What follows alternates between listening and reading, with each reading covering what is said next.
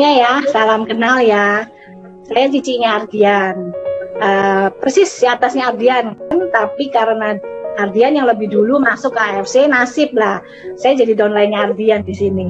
Jadi kalau saya dulunya begitu lulus kuliah, dulu mindset saya cuman kerja karena nggak punya modal untuk usaha. Jadi mindsetnya itu dulu karyawan.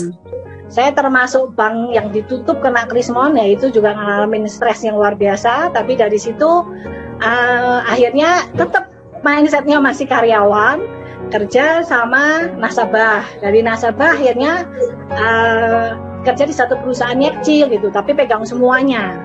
Saya rada kalau diajak orang join di network tuh, apa sih kayaknya nggak terlalu percayalah dengan itu.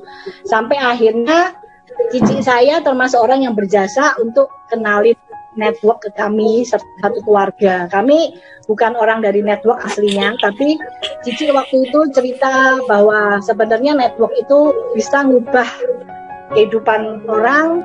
Kamu datang, kamu dengerin, kamu lihat itu apa. Jangan belajar ke orang yang salah. Jangan dengerin orang gagal, dengerin harus dari orang yang berhasil. Dari situ saya mulai kebuka. Kenapa saya harus alergi dengan network? Padahal network itu benar-benar bisa membuat from zero to hero. Tadi saya belum cerita ya, saya join Ruby aja nggak ada duit. Saya join Ruby aja utang sama Ardian. Jadi boro-boro buat masuk ke Diamond ya. Saya start benar-benar dari Ruby. Untuk join Ruby aja saya pinjem sama Ardian. Tetap ya, meskipun kita saudara semuanya, tapi hitungan bisnis yang tetap ada. Ardian juga tetap aku tetap modal pinjemannya di Ruby, usaha sendiri ya sampai ke Diamond. Dan itu memang tantangan saya. Saat jadi Diamond itu pelan-pelan banget. Jadi Safir berapa minggu kemudian, saya benar-benar jadi Diamond itu baru di 19 Januari. Jadi 19 Januari jadi Diamond benar-benar kerasa, bonusnya beda banget. Nah, benar-benar struggle ngerasain di situ. Saya pulang pergi Bogor, Jakarta, saya tempuh dengan kereta. Perjalanan PP itu kadang-kadang berangkat aja bisa 3 jam sampai 3,5 jam, desek-desekan sampai Bogor lagi. Kereta terakhir itu dari Lipo kan kadang-kadang jam 10 kereta terakhir di Rawabuaya 10:30. Saya lari-lari sampai kereta terakhir sampai Bogor kadang jam 1. Nah itu downline saya juga nemenin itu.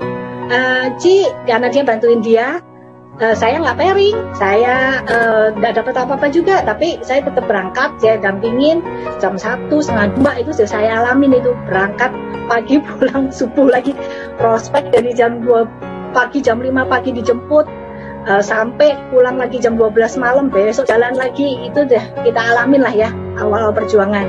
Dan itu tujuan saya memang ngebangun untuk tim saya mulai running.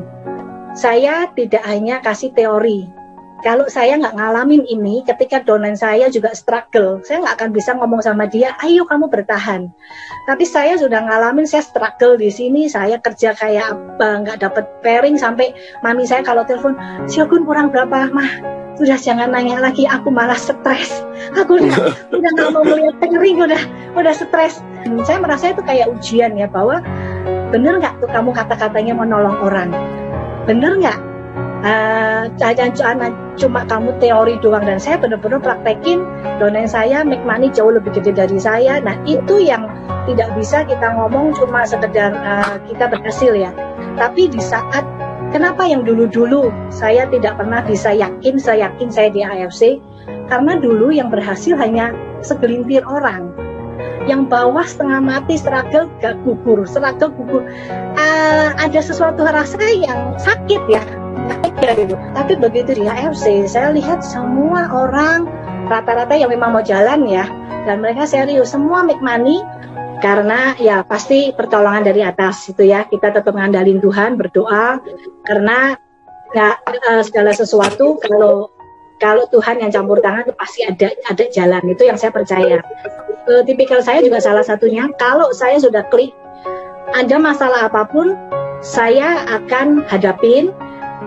Setiap kali kita nggak bisa menghindari masalah, dimanapun pasti ada. Yang penting bagaimana kita menghadapi masalah itu. Yang tadi Cik Anita bilang, prospek terus ditinggal, itu sebenarnya strategi saya sih. Namanya tarik ulur ya. Kita kan sukanya banyak pertimbangan. Oh ini pertimbangan. Jadi dia kalau tawarin bisnis nggak langsung itu, bisa berbulan-bulan dihitung ini dulu, dibawa dalam doa gitu kan. Kita mau ajak makan aja ke Jakarta, dia bilang nanti ya saya diskusi dulu dengan koabit dengan anak-anak. Betul, benar-benar mateng, dia analisa, oke baru jalan. Ya benar-benar melalui AS ini, Ci Anita yang dulu bukan apa-apa dengan posisi minus sekarang bertransformasi ya menjadi wanita yang luar biasa, wanita yang sukses. Karena teman-teman saya juga adalah proses orang yang berubah hidupnya karena network marketing teman-teman. Makanya saya selalu nggak pernah saya nyerah. Saya selalu kadang teman-teman jujur ya, kadang saya benar-benar mau nyerah juga. Karena barang nggak ada, stres karena bangun jaringan, karena saya hidup bangun jaringan ini saya anggap selalu ada orang yang selalu nunggu bahwa buat kesempatan itu berubah.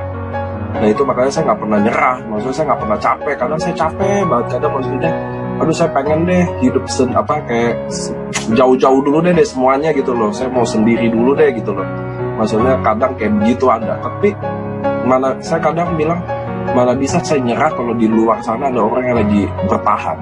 Mana bisa saya nyerah kalau di luar sana ada orang yang lagi berjuang. Makanya teman-teman saya mau kasih tahu ke semua teman-teman, saya mungkin adalah orang yang terberuntung di dunia karena saya pernah lihat orang-orang di AFC berubah hidupnya.